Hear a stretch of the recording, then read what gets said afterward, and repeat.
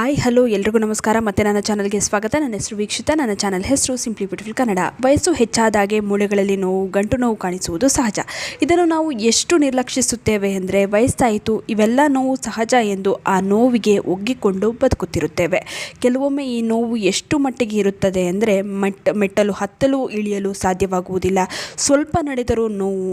ನಮಗೆ ವಯಸ್ಸಾದಂತೆ ಮೂಳೆಗಳಲ್ಲಿ ಕ್ಯಾಲ್ಸಿಯಂ ಕೊರತೆ ಉಂಟಾಗುತ್ತದೆ.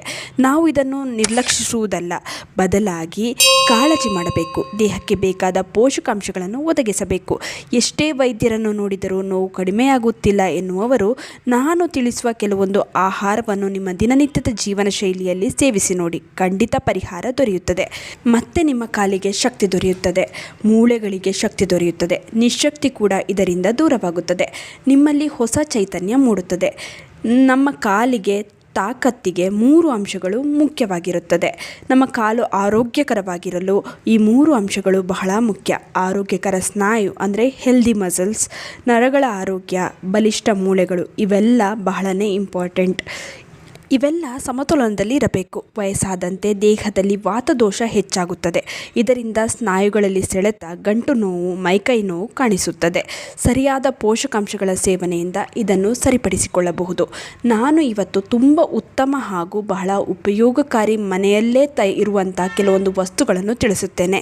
ಇವುಗಳನ್ನು ಸೇವಿಸಿದರೆ ರಕ್ತ ಪರಿಚಲನೆ ಚೆನ್ನಾಗಿ ಆಗುತ್ತದೆ. ಮೂಳೆಗಳು, ಸ್ನಾಯುಗಳು ಬಲಿಷ್ಠವಾಗುತ್ತದೆ. ಮುಂದೆಂದೂ ನಿಮಗೆ ನೋವು ಕಾಡುವುದಿಲ್ಲ. ಎಳ್ಳು ಮುಖ್ಯವಾಗಿ ನಾನಿಲ್ಲಿ ತಿಳಿಸ್ತಾ ಇದ್ದೀನಿ. ಎಳ್ಳಿನ ಸೇವನೆಯನ್ನು ಪ್ರತಿನಿತ್ಯ ಮಾಡಿ. ಎಳ್ಳಿನ ಬಗ್ಗೆ ಎಲ್ಲರಿಗೂ ಗೊತ್ತು. ಎಳ್ಳಿನಲ್ಲಿ ಹಾಲಿಗಿಂತ ಹೆಚ್ಚು ಕ್ಯಾಲ್ಸಿಯಂ ಇದೆ. ಎಳ್ಳು ಮೂಳೆಗಳಲ್ಲಿ ಕ್ಯಾಲ್ಸಿಯಂ ಹೆಚ್ಚಿಸಲು ಸಹಾಯ ಮಾಡುತ್ತದೆ. ಇದರಲ್ಲಿ ಕ್ಯಾಲ್ಸಿಯಂ, ಮೆಗ್ನೀಷಿಯಂ, ಜಿಂಕ್ ಮೊದಲಾದ ಪೋಷಕಾಂಶಗಳಿವೆ. ಇವೆಲ್ಲ ಮೂಳೆಯನ್ನು ಬಲಿಷ್ಠಗೊಳಿಸುತ್ತದೆ. ಎಳ್ಳಿನಲ್ಲಿ ಮೆಗ್ನೀಷಿಯಂ ಇದೆ.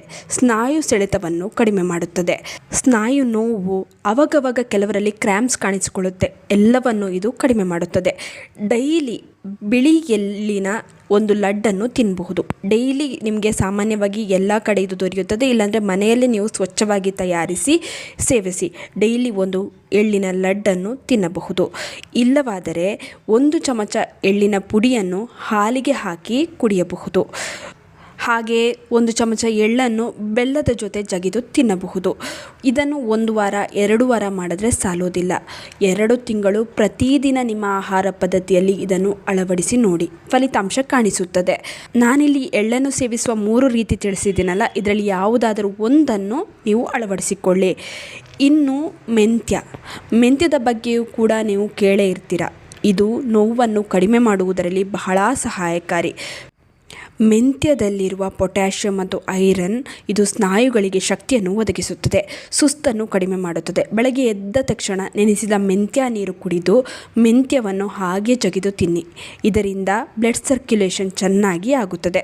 ಬೆಳಗ್ಗೆ ಎದ್ದ ತಕ್ಷಣ ಯಾರಿಗೆ ಕಾಲು, ಗಂಟು ನೋವು ಇರುತ್ತೆ ನೋಡಿ, ಅವರು ಇದರ ಸೇವನೆ ಮಾಡಿದ್ರೆ ಬಹಳ ಆರಾಮ ದೊರೆಯುತ್ತದೆ. ರಾತ್ರಿ ಮಲಗುವ ಮೊದಲು 1 ಲೋಟ ನೀರಿಗೆ 1 ಚಮಚ ಮೆಂತ್ಯವನ್ನು ಹಾಕಿ ನೆನೆಸಿಡಿ. ಬೆಳಗ್ಗೆ ನೀರನ್ನು ಕುಡಿದು ಮೆಂತ್ಯವನ್ನು ಜಗಿದು ತಿನ್ನಿ.